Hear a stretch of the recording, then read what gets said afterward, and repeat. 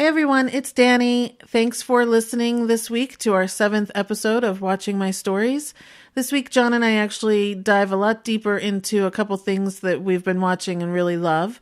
The first thing we talk about is the movie A Quiet Place, and we dive really deep into this one. So I'm just going to warn you guys, if you haven't seen it and you actually don't want to have anything ruined for you, then skip ahead. We talk about this movie until minute 21. So go ahead and skip to that point if you don't want anything ruined for you. And then we talk about the TV show on Netflix called GLOW. And again, we really dive into this one as well. And we talk about that until minute 43. After that, I touch on a few other shows. I talk about Queer Eye. I talk about The Affair and a show called Humans. And that's it for this week. So I hope you enjoy it. Again, remember to subscribe and rate our podcast wherever you listen. And we'll talk to you next week. Thanks so much. Danny watches a lot of television and movies. John does not. Listen in as she tells him about what she's watching, and he tries to make sense of it all. Welcome to Watching My Stories with Danny and John. And hello, everyone. Hi, everybody. I have to do the signature yelling when we first start because You have to? now it's a signature. No, it's a thing, huh? Okay, that's your thing. All right. Yeah. So, hello, everyone. Welcome to Watching My Stories. I'm Danny. And I'm John. You know, and I thought about this the other day is if someone came in and never listened to the first or second episode, and they came in and just listened to the last one, we never really talk much more about the fact that we're married. And I think that's something that people, you know, that kind of, that's why we get along, or maybe it's why we laugh a lot about things that people don't understand because we've been together so long, it just is natural. Because of our inside jokes and stuff? Yes, exactly. Okay. So anyway, I don't know how to I don't want to be like, and we're married every week. That seems really silly, but I think it does make a difference for some reason. And maybe it doesn't, and I'll just leave it alone. I think you're overthinking it. Okay. So anyway, everyone, again this week, I did not make it to the movie theater to see anything. But we did manage to watch some things that we definitely want to talk about. So the first thing we're going to talk about is probably my favorite movie of this year so far. And that's A Quiet Place with John Krasinski and Emily Blunt, and written and directed by John Krasinski. I saw it the first day it came out in the theater and fell in love with it and came home and begged John to go see it, and begged him and begged him and begged him. He does not like scary movies. Nope. Correct? That is correct. And it's not just scary movies. It's actually stronger than that. Not only do I just not like scary movies, I don't like scary movies. Right. Like it's not that he gets scared and so it's kind of like that playful, like, no, I don't like it. Like I don't like being that tense for that long. Right. Just because of something I'm watching. Right. And it's not just scary, it's anything that's stressful. So if it's intense, but you do like some action movies that I sounded like Jiminy Glick there, but you do like sorry. That's my Jiminy well, Glick. Thankfully you don't look like Jiminy Glick, so that's good. I'm getting there. What was I saying? We're off the rails already. Sorry. But you do like action movies and stuff, and when those things are intense and suspenseful and all of that, but yeah, that's different than the people creeping around and something's going to happen because, and the music and that sort of thing. Action movies and even some suspense movies. I love like M. Night Shyamalan's movies, Unbreakable and The Sixth Sense and Signs especially, which are suspenseful, right? Something's going to happen. Right. But the scary movies, the horror movies, things like that where like not only is something going to happen, but somebody's about to get their head cut off or something really bad is going to happen. It's just not my thing. Yeah. Yeah, so he refused to go back to the theater with me and watch A Quiet Place, even though, I mean, I just kept telling him it's a good movie. It's not that scary. So anyway, so it came out digitally on Tuesday, and I bought it right away, and I watched it during the day by myself, which was nice because I needed to. There is a crying scene in it that when you're in the theater, you can't fully enjoy the cryingness of it. So at home, I was able to let it go. So then when he got home from work, I said, okay, we've got it. You know, he did kind of say that he would watch it eventually. Well, you were so excited. I knew it was coming while I was still at work. Yes. I got the text that, hey, bub, this is what we're doing tonight. Yeah. Yeah, okay. So but then I said to him, well, why don't we break it up over, 2 or 3 nights, and maybe that will suppress the intensities. And so he agreed to that. So the first night we watched the first half hour basically. And then after that I said, the problem is the next hour, you can't really stop it. So the next day we watched the following. And honestly, after the first half hour though, we stopped it and I said, but do you like it? And you did. Oh yeah, absolutely. And I just want to be clear about something. I'm not a little baby. Right? Who said you said we had to break it up because Well, it no. wasn't so. It's not. I'm not like weird about it. I know you just don't. I don't enjoy it. Right, but I knew you would enjoy this movie. I knew you would. Yes. So anyway, I'll just tell a brief synopsis about it for those that might live in a quiet place and don't know anything about it. Spoiler alerts. Well, we're going to talk about it. Emily Blunt and John Krasinski are married. I don't think we ever learn anyone's names. Any characters' names. I don't think so. And if we do, I apologize. But something has happened where there's been an apocalyptic event. These aliens have come to wherever they're living, and we assume the world. Well, we see newspaper from around the world. From around the world, yeah. But we know what's happening everywhere. Right. And when we first get introduced to them, it's day 89, I believe. Something there. They're being quiet. They have 3 children. Their oldest daughter is deaf. And so the whole family knows sign language. So that's how they're communicating. And it turns out that these aliens can only hear. So the slightest sound sets them off and they will come and basically rip you to shreds. And we learn that in a very tragic way in the first 10 minutes of the movie. Yeah, that was awful. So then we fast forward to, I think it's day 400 and something. So we're a year past that first event. And now Emily Blunt is pregnant. And now they only have 2 children. And we see how they live. We see that they pour sand on the paths that they walk. They walk barefoot, so that way it's quiet. We see that they have put markers on the floors to where to walk so that it doesn't squeak or make a noise. They don't close any of their doors, so the doors won't squeak. Right. They took the doors off, it appears. Yeah. They cook, in the floor. They use leaves for plates. They play games with felt markers so that nothing's making a noise. They can't even run water. So, they've figured it out, basically. They've figured out how to live this way, and because of the sign language, they get to keep living at this point. So basically then the movie takes place in a day. It is a day in the life of this sort of life and this family's lives. And what a day. Yeah. And so just through a series of events, it becomes the most intense day ever. So from there, that's it's not a brief synopsis, but there's my synopsis. So John, why don't you just go ahead and let's see what you thought. Well, so when you came home from the theater after you had seen it, you were, man, you talked it up to me for about half an hour. So, and you've actually never led me astray. So I knew it was going to be a good movie and a movie that I would be okay getting through. A lot of times for me, it's not so much, making it through the movie or watching it. It's actually getting myself to sit down to do it. Right. Right. So, Thursday when I got home from work. It was a pretty easy call because I knew it was coming. It was, oh man, it was really, really well done.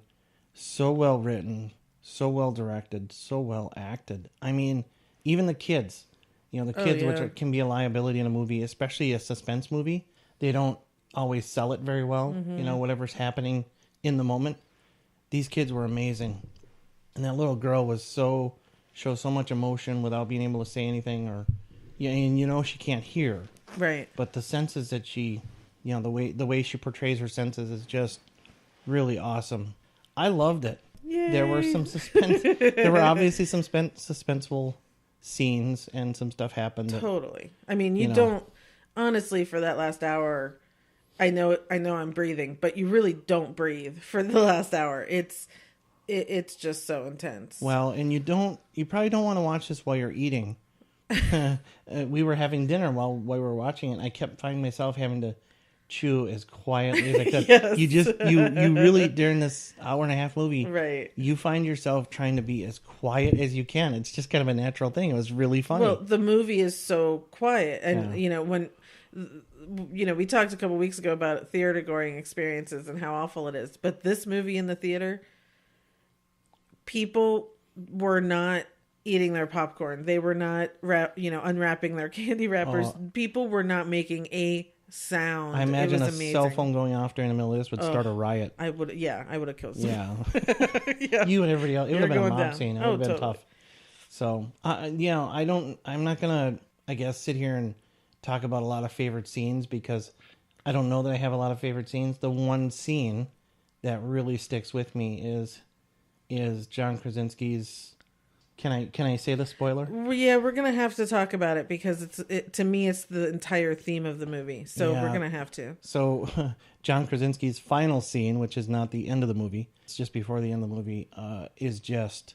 Oh, I'm gonna cry just thinking about it. I know, it's just amazing, and I always knew I liked him from way back from various things. I never saw him in The Office, but I know of him in The Office, and I loved Leatherheads with Clooney. Yes. And, other things like that. So I know I like him, but man, that scene is just so powerful. Ugh. It's just. I'm seriously. She's lost it.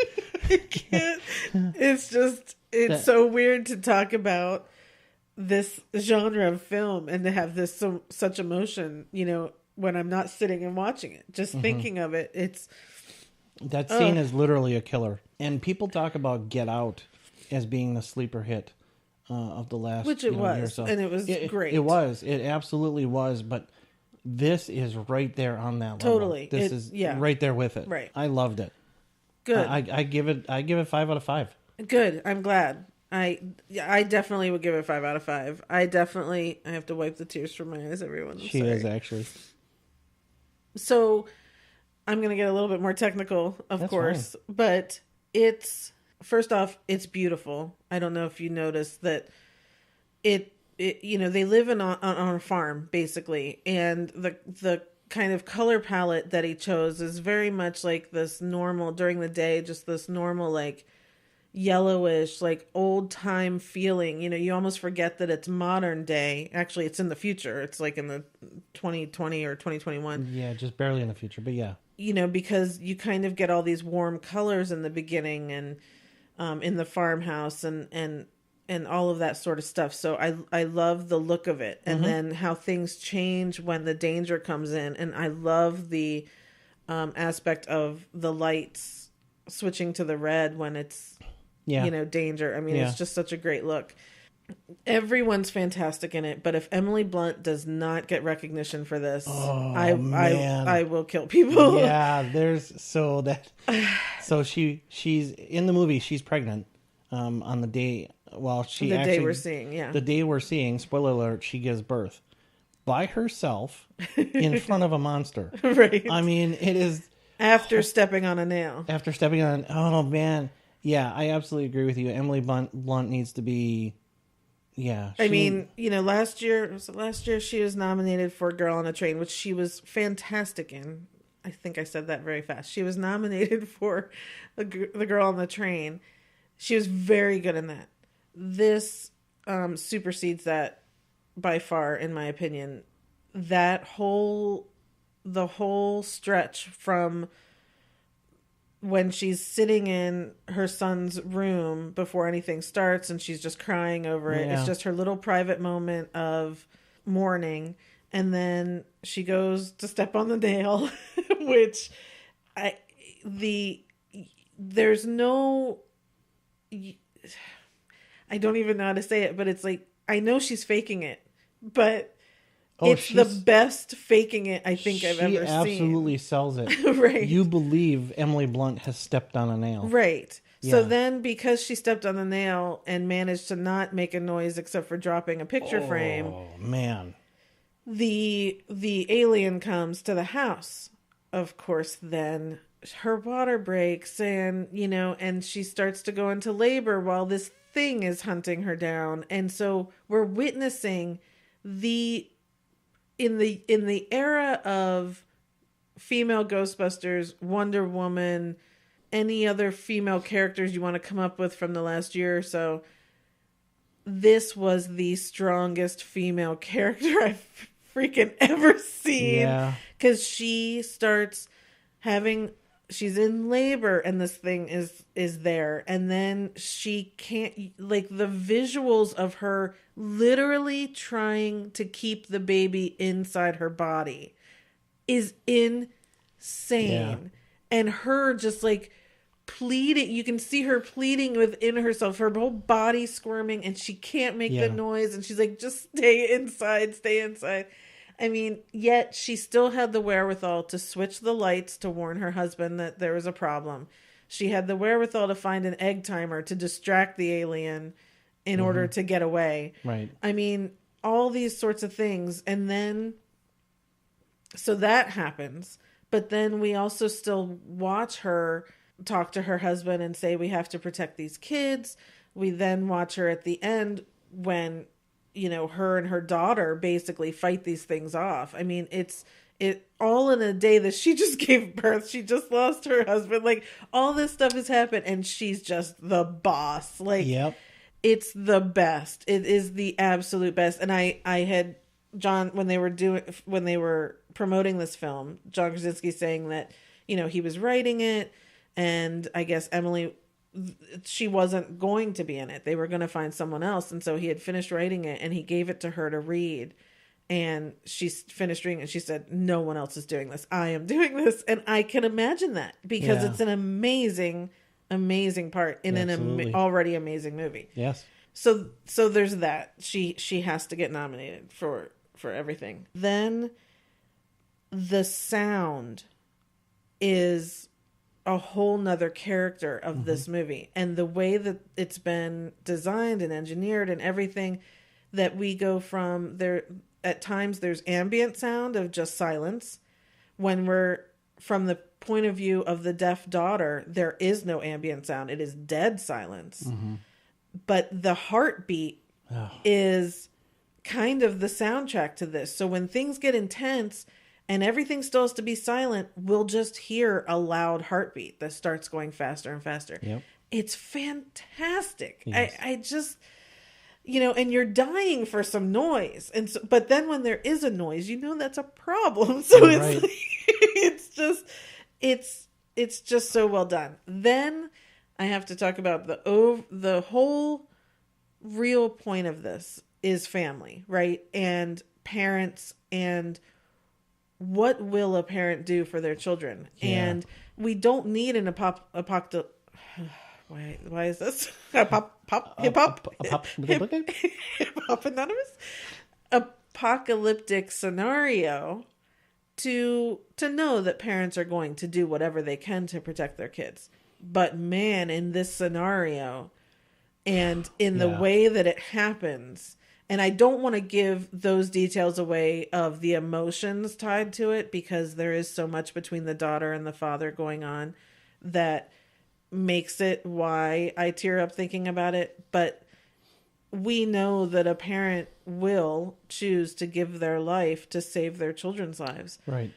But seeing it done in this way, I don't feel like I've ever seen this before. And it's beautiful and horrible, and every sort of emotion that you could go through in that. Cause since I don't have kids, I look at it as the viewpoint from the kids sitting there watching this and knowing that their father I'm going to cry.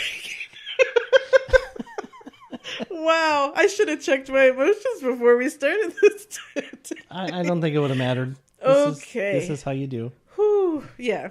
I told you guys last week I cry at everything, but I rarely have such a reaction after the fact. So I apologize for all my little outbursts. Anyway, so if we've both given it 5 out of 5, I went into a little bit more detail there as to why I really do classify it that. But if you think you don't like scary movies, number one, this isn't very scary. It's not scary at all. I wouldn't call it scary. Exactly. It's intense. It's suspenseful. There is an intensity and a suspense to it, but overall it truly is about a family. Oh yeah. And you could substitute the aliens for, a fire, or, like you could put anything else in there. And the point is, it's about this family, and you should go rent it on pay-per-view or whatever and definitely see it and support it. And if you like John Krasinski, which if you don't, I don't get it, but I love him. So, if you like him, you will continue to like him because of this. If you like Emily Blunt and you know what a talent she is, you kind of have to witness her do this. And it's something that I watched twice this week. I will watch over and over and over again, even though it's this intense, because it's that wonderful. Yeah, it's a really, really good movie for a lot of reasons. Right. You won't be disappointed. Exactly. And it's the sweetest alien movie ever. Yeah, that's exactly it. Yeah. Yeah. I think that's a good tagline for it. A Quiet Place. The sweetest alien movie ever. The sweetest alien movie you'll ever see. Yes. Okay. Anything else you want to say about that? No, I think that covers it. Okay. So then we're going to move on to the Netflix series GLOW. Woohoo! So the backstory of this is the first season came out, I don't know, sometime last year. I decided to watch it even though I wasn't certain that I was going to like it. And I remember laying down and starting it, and I did not stop it. It took me by surprise, but I fell in love with it immediately. So then it was just a few months ago, I think, John and I were looking for something to watch. And I said, I just really think you're going to like this, and I probably sold it to him in some kind of creepy way of it's chicks and leotards in the 80s, which he loves the big hair from the 80s. I don't think I did. No, I knew that of it. So that's so, you didn't sell that. I knew of it. So yeah. So we watched it, and the same thing happened to him. We watched it. He loved the first one, and I think it took us maybe just a week or two to get through the whole season. Yeah, we got through the whole series pretty quickly. Yeah. So yesterday the second season came out, and I think I am happy about it. John binged his first show ever. That's the first show I've ever binge watched.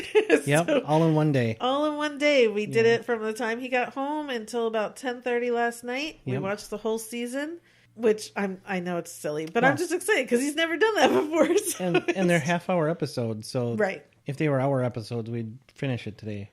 Right. Exactly. Yeah. So there's 10 episodes per season, half-hour piece. So you're looking at a total of 10 hours if you guys haven't watched both seasons, but you should. Okay. Yeah. So GLOW is the story based on the true story of the TV show GLOW, which stands for Gorgeous Ladies of Wrestling. Back in the 80s during I consider it the highest time of wrestling because that's when I was a fan. There was this TV show that was on local cable here in LA. I don't know if it was national, but maybe it was. I remember seeing it. Was it? I remember seeing it when we first got cable. Huh. In like the mid 80s. Yeah. Well, that's what I think right now we're in like 85 or 86 with them. Yeah, that's about when we got cable. Okay. And I remember seeing it, but I still wasn't watching much television back then. So you can go on YouTube, though, and see the original shows of GLOW. Yeah. Okay, well, you ready to finish the show by yourself? Because I got to go. So I got to glow. You got to glow. I got to glow watch it. Oh man, sorry. Yeah. Okay. So the television show on Netflix stars Alison Brie, who everyone knows from Mad Men, and Betty Gilpin. If you don't know the name, you might know her. She was on Nurse Jackie and she was on Masters of Sex, and she was great in both of those, and she continues to be great on this. And Marc Maron, who, if you don't know, he had his own show on, I think, FX or something, but he's a stand-up and he has his own podcast. He's one of the original podcasters. Yeah, he has one of the best podcasts. WTF, yes. So, and then there's a bunch of other women who play all the other wrestlers, and they're all fantastic. It's kind of like Orange is the New Black. You know, there's just so many, and they're all equally wonderful together and separately. So, yeah, so it's set in the 80s, and it's the story of these women, actresses mainly, but women of all kinds getting together and putting on this TV show. And Marc Maron plays Sam Sylvia, who is the director, and they're trying to make it work. So, yeah. So, John, why don't you tell us what it is you like about the show? There's so much I like about this show. Of course, it's women in leotards jumping around, so there's that. And I don't want to be, look. Here we go. He's a guy. Well, that's a staple he has to say on I say this every week, but yeah, I am a guy. So there's that. Yes. But I have developed a pretty big man crush on Marc Maron, I think. Yeah. I could be friends with that guy. Now his character is just a dick. Oh, see, I disagree with that, but go ahead. Oh, he is. He's a jerk. But he's one of the funniest jerks I think I've ever seen on television. Yeah. His subtlety, his humor on the show is so dry, it's like cracked. It's like, crusty. Yeah. But I love that sort of stuff, and he delivers it so perfectly, so matter-of-factly. It's just gold. I just love it. Yeah. I never really watched Mad Men, so I didn't. Mm-hmm. I knew of Alison Brie, but I never really watched her. She's really good in it, but the one I stay focused on is Betty Gilpin, who plays Liberty Bell. She's kind of the focus of the actual wrestling show. She's like the head, the number one wrestler. She has the title, and she keeps the title for a while. Right. Well, she forced her way to be the star of it, even though she's not the best wrestler. Well, she's not the best wrestler, but she had a career before in television. Right. So she knew how to structure her contract in a way that allowed her to be have more freedom and control than the other girls. And she's actually structured her contract so she's a producer on the show, so she gets to be in on decisions and call some shots. So that part of it is pretty interesting too. But for me, it's really all about Marc Maron. Yeah, it's just great. So it's interesting. It's I gotta structure my thoughts on it. First off, I just want to talk about whoever's doing the costumes on the show. And the hair and the makeup. It's the best 80s show that has ever been on. Because there are so many times I watch shows and I'm like, what is that? Like, no one wore their hair like that, or this or that or whatever. This one, and it's not like over the top, like crazy, like, oh yeah, we all dress like Madonna and Cyndi Lauper.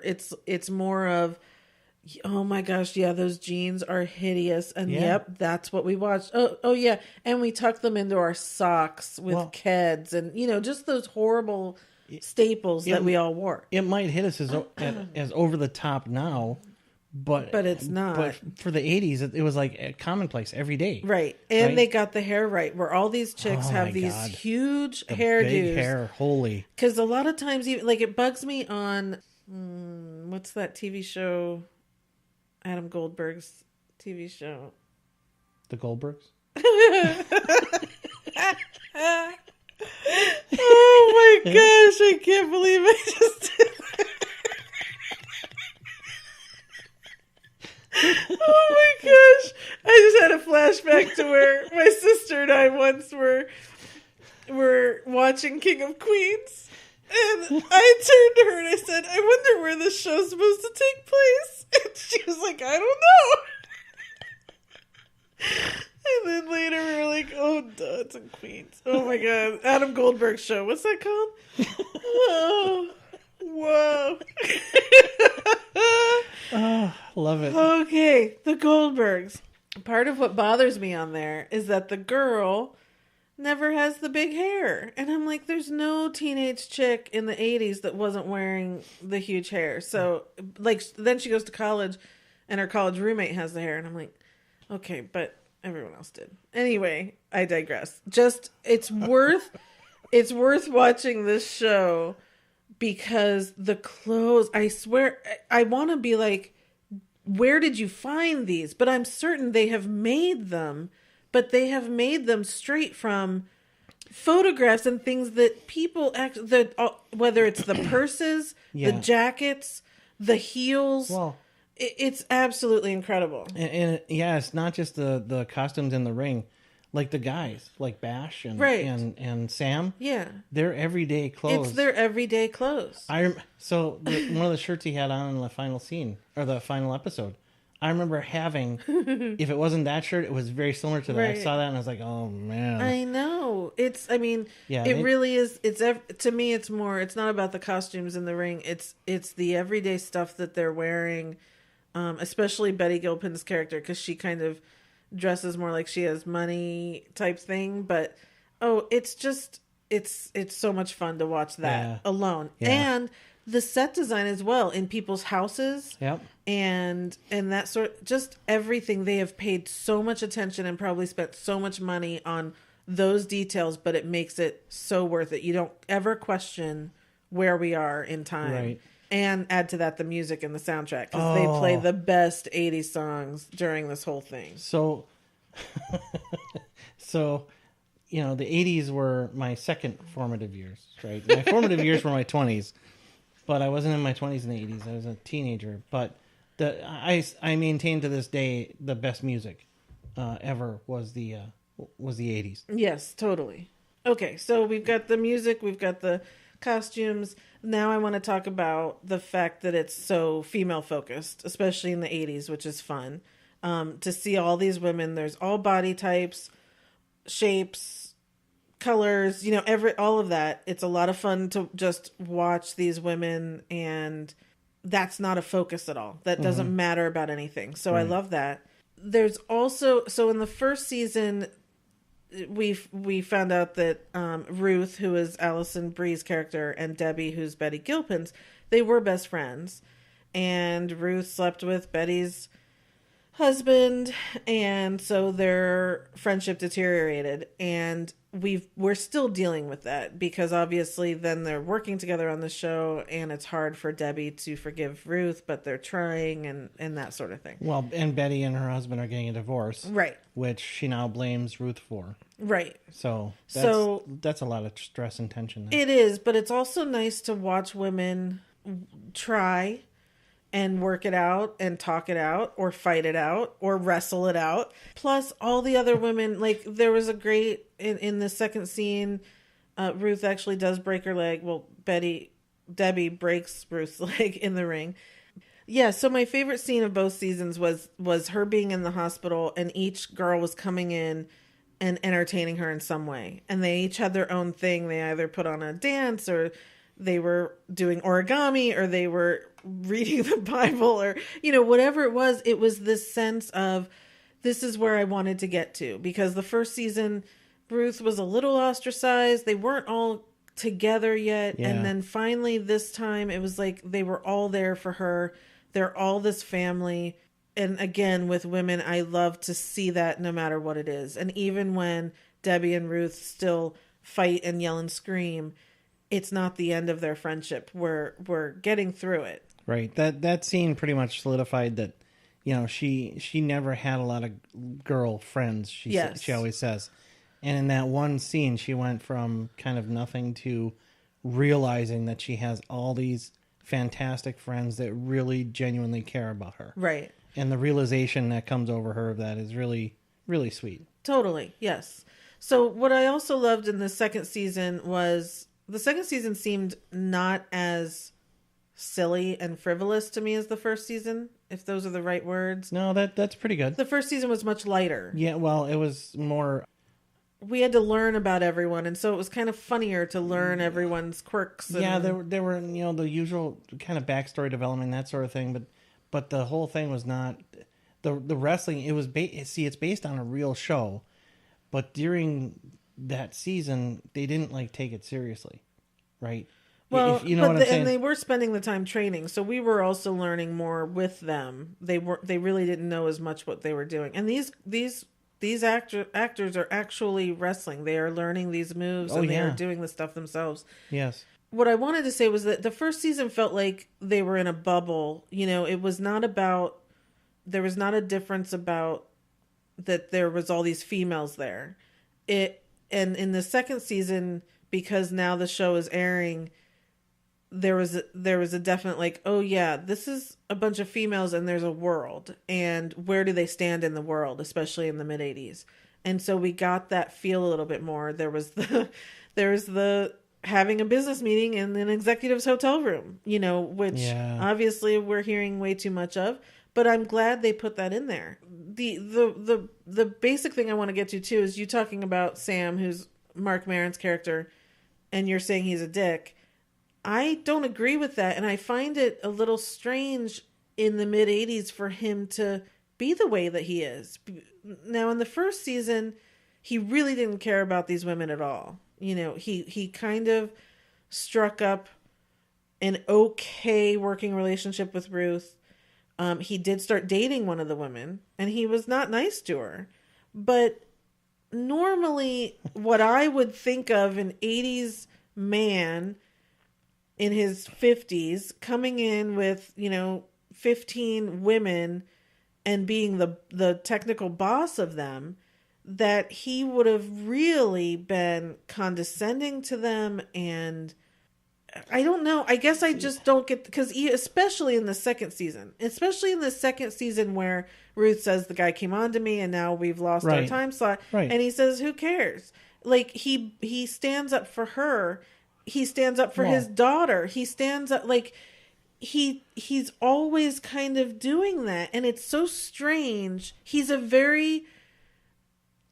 much more enlightened than I would have normally thought a man of that time would have been. Okay, so my recollection of the first season, I think, is a little bit different. There were plenty of times where he was condescending, and he did treat them pretty poorly, which is why I say he's a dick. Now, the second season, he's better.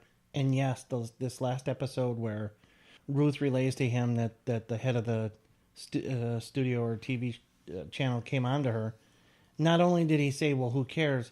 He actually said, I can't believe that jerk, Right, and he goes and destroys his car. Yeah, he really defended her. He didn't just slough it off like Debbie does.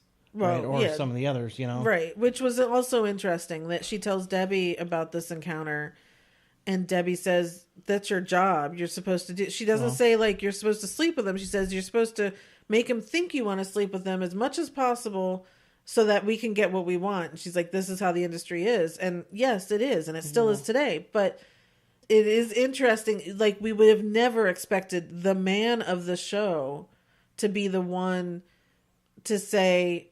screw that guy, you did the right thing, leaving there and all that. That's just, I like it, but it also, I don't know, it just feels like he's not the jerk he really could be. I mean, we could go back to movies of the 80s and see how men were portrayed, and 9 to 5, which I know you haven't seen, but I saw 9 to 5. You made me watch it. Yes. Oh, so there are a lot of different reactions we definitely would have had for most men of that time. Okay. I'm making a distinction between being a dick and being a chauvinist and a misogynist. So to me, they're not always the same thing. Okay. He's a dick, but he's a dick to everybody. Right. Not just women. Right. Right. But when it comes to women, he's a little rough. So, it's not that you're right. It's not that he was being a misogynist or anything. He didn't take anything from her. They had a good time. He was just and a he's dick. Just, you're right. Okay. So I guess okay. But I was thinking you were on a whole. And I really do think Excuse me? I think he's more decent to these women than I think I'm constantly surprised that he is decent to them. He might not be nice to them, but he is decent. Here's what I think you're getting at. If you put him and 99 other guys one by one in a room with these 15 women, yes, right, you would expect 95 of them to be misogynistic and chauvinistic and just pigs and genuine dicks, right? And you would expect him to be one of those 95 based on how he is in general. Right. And it turns out, I think he's one of the 5 that's deep down a pretty decent guy. Right. Right? I think that's the distinction that we're trying to make. And he pulls it off in just such a way that... And he has so many killer, little subtle one-liners and things like that. And I've got such a crappy memory, and I wish I could remember these things. And I told you the title for this show came out of last night's episode, and I really don't remember what it was. No. But, man, it's just so good. Yeah. My point in pointing out his character is that it allows us to focus on the women because we're not having to get angry at him all the time for treating them horribly. Mm-hmm. And you're right. He isn't nice, and he might be mean, and he might ignore them from time to time, but then he always does come around, and he protects them, and he does take care of them, mainly because it's his job that he needs to have this job. So my point is that we get to focus on the women more, and I appreciate that because he could be that kind of stereotypical person that would detract from everything else. Yeah. So anyway, all in all, it is a great show. It's not for children. No, absolutely not. It is not for children, but definitely it is. You will get hooked on it, and it is worth checking out. And it turns out neither is this podcast now that we've introduced profanity. Now that we quoted Glow. We were just quoting the show. Yeah, I don't think that flies. Well, that's okay. So, okay. Anything else on that? I don't know how we're rating it or if we're even rating it. I'm just going to say watch it. If you binge it, you won't be disappointed. If you just watch it over a period of time, you're going to love it.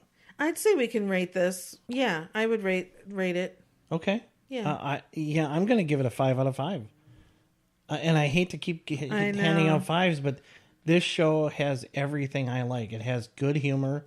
It has that funny guy delivering the dry one-liners all the time that I like personally.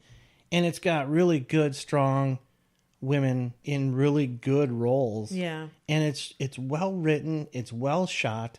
And the music. I mean, the music is awesome. Yeah. So if you're a 50-ish year old person like I am, child of the 80s, you're going to love it. Right. I agree. And I also hate to give something, again, a 5 out of 5. But I think it deserves it.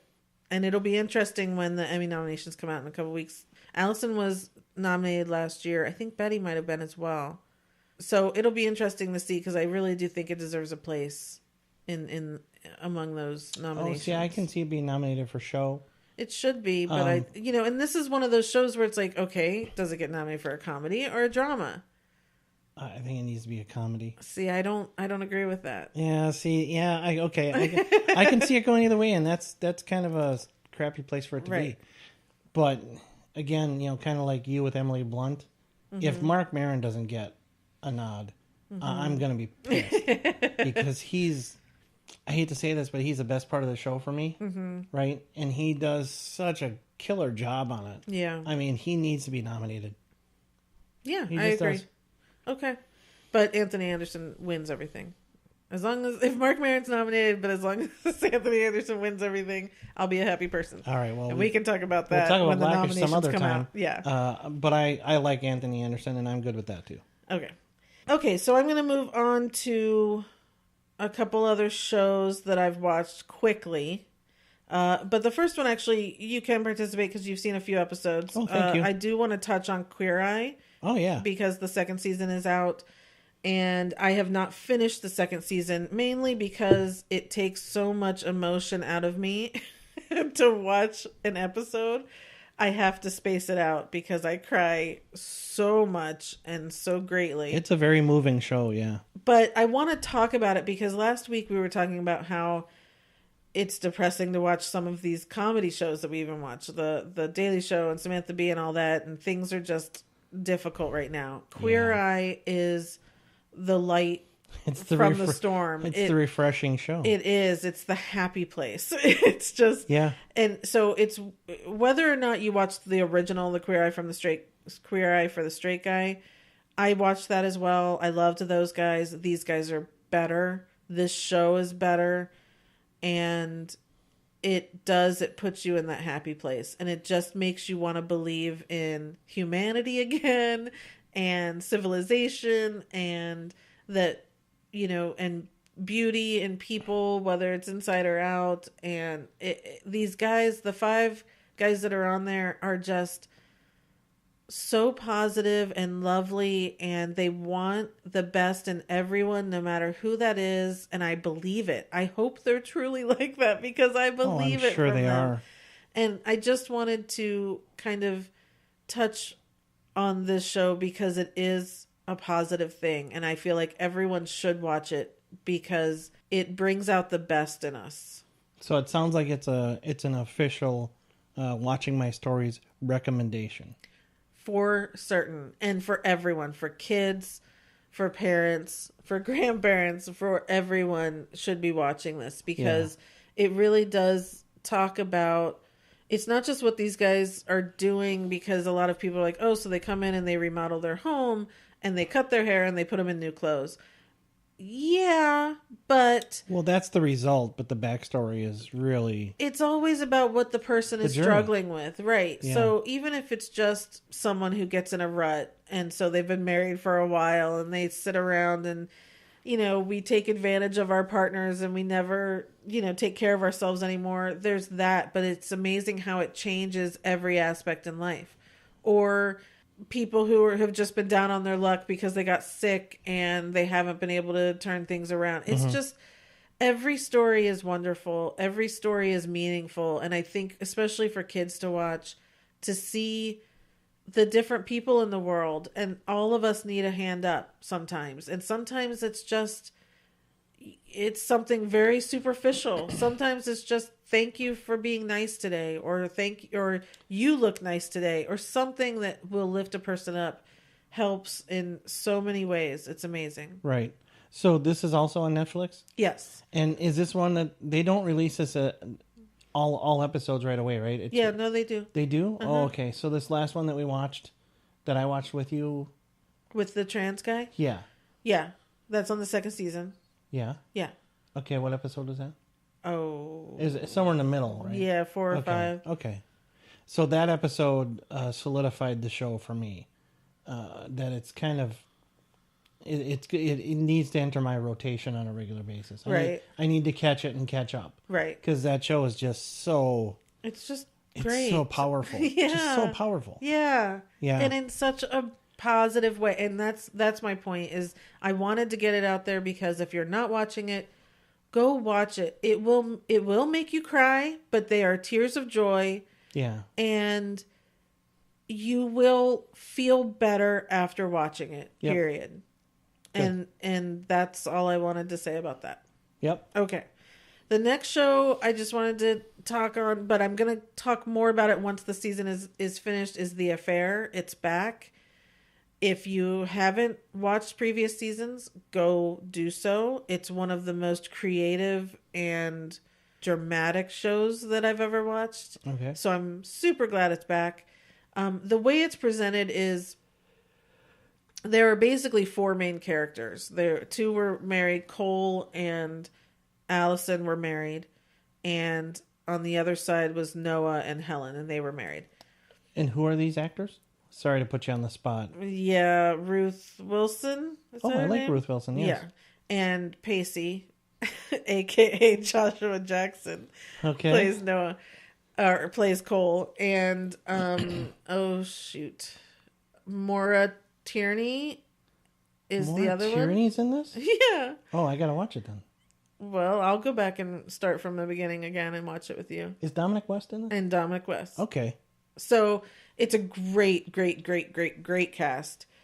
But the way it's presented is fantastic because basically what they do is each episode they'll kind of focus on just two of them.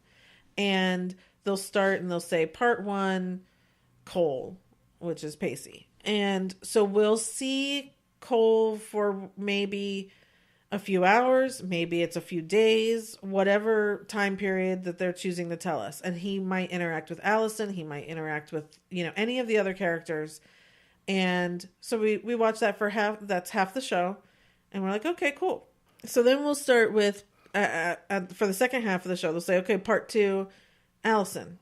And we will watch the same couple days from Allison's point of view. So if Allison and Cole interacted, it's so fascinating because it's just like when you're talking to someone and they tell you a story and you talk to someone else who's telling you the same day from the same story, they're not the same. Right. And so the outfits are different because like Cole will remember Allison wearing a different dress and vice versa. Or, okay. They'll remember like maybe Cole says Allison picked a fight and was saying this and this and this. And when Allison says it, she thinks Cole picked the fight. Sure. And that Cole, so it's like, it gives us this different perspective. We get to see it from both points of view. We see it from all four points of view eventually. And the story is that basically what happens is Noah, Dominic West's character, and Allison had an affair in the first season. The first season, second season, there were also mysteries. Someone had died. We knew that from the very beginning. Someone had died, and the whole first season we're figuring out who was it, who killed him. Out of these four people that we're mainly involved with, who killed him. So we find that out. Then there's another thing going on, and the second season was just as good. Last season got a little wonky. I almost felt like maybe this should have ended. I almost had that feeling. Wow. This season, though, we've had 2 episodes, and I'm like, okay, I get it now. I get why we're still doing this. And here's the amazing thing. So there was this affair that happened. It tore up these 2 families. People have moved on and have gotten in other relationships or remarried or whatever it is. Various people out of these 4. Usually that's where things end. Like there's an affair and they're happy, which we did see, Allison and Noah got together and they had a child and we saw them being happy, which is always when you watch these movies and people get together, it ends and we see them, they live happily ever after. Well, they didn't because all this other stuff happened. Okay. So this season it's continuing with that. It's continuing with the repercussions of such a thing happening and the kind of ripple effect that people don't get over these things and children don't get over these things. And, how it just continues to affect people's lives in the long term. Sure. Even if you get remarried, that new spouse still has problems. Like there's always all these things. So it's just a really amazing perspective on so many different things. Like, we learned that before we even started the show that Cole and Allison had lost a child. So she was dealing with that kind of when she started this affair. So there's just a lot of different layers to these characters and they're really amazing characters. And it's totally worth watching because of the way that it's told. This is the last season. So I will come back to this probably when we finish just to kind of be like, yeah, it stayed true. And the other thing is, I'm not a huge Fiona Apple fan, but the theme song to this show is one of her songs, and it's fantastic. I know it's just a weird little thing to touch on, but I love it. And when it comes on, I just start singing it, and it's like just a fantastic song. Anyway, so I just wanted to touch on that because it is back. You can go back and watch all the previous seasons, and I recommend doing so. So what season are we in right now? The 4th. Okay, so 4 seasons. So when you go back to watch this from the beginning, I'll watch it with you. Okay. Yeah. Okay. Yeah. So the only other show I wanted to touch on, again, as quickly as I can, I know we're running so long, is Humans, basically because that's back for its 3rd season. It's on AMC here. This is an English show.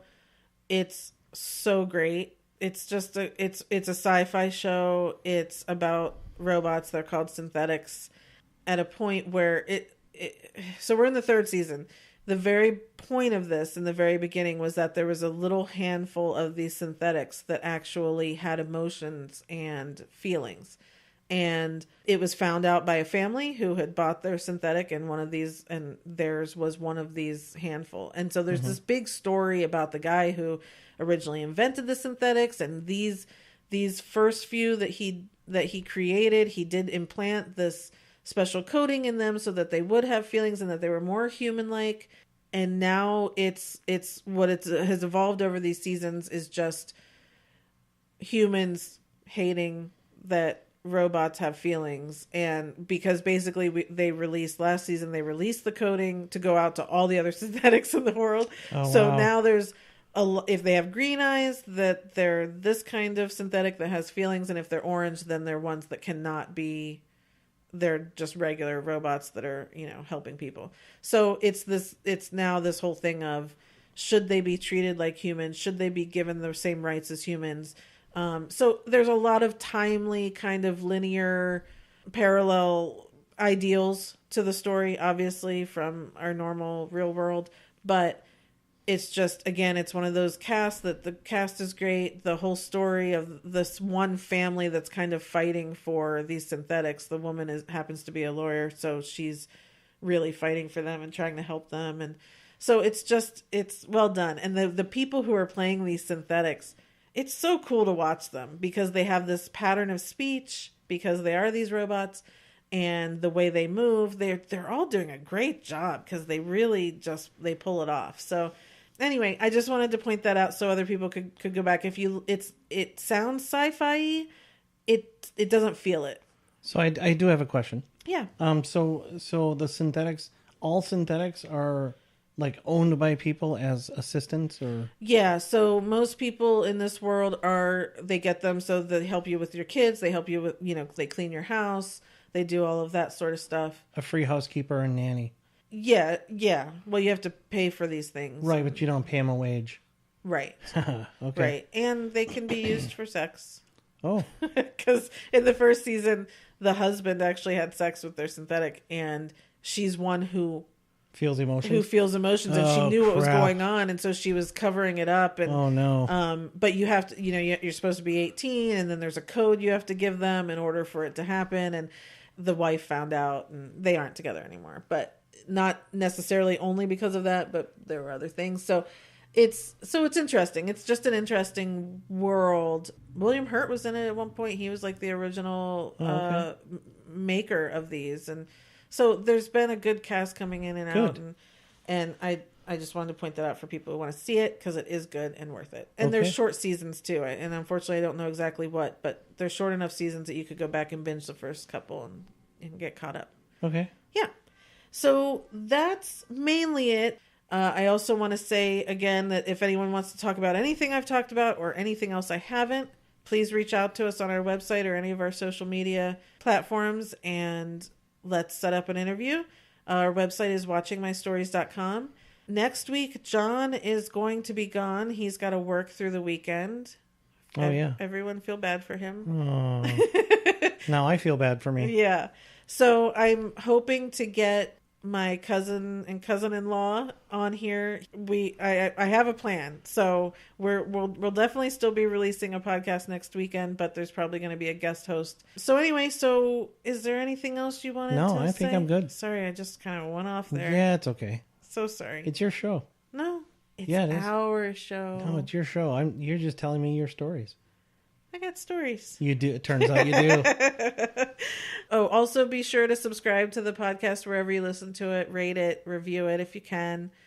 That would be greatly apprecited. Indeed. Share it with anyone. Yes. Tell your friends. And anything else for this week? It's good. The last day of June. Yep, that's right. Oh, and have a great 4th of July, everyone, coming up this week. Have fun and be safe. Be safe. Keep your dogs indoors so they don't run out. Yep. And I think that's it. Yep. So we'll talk next week. Until then, I'll be watching my stories. Bye-bye. Bye. That was a weird bye-bye. It's supposed to be bye-bye. Oh, got it. Okay. Let me do that, see if we can cut it in. Bye-bye.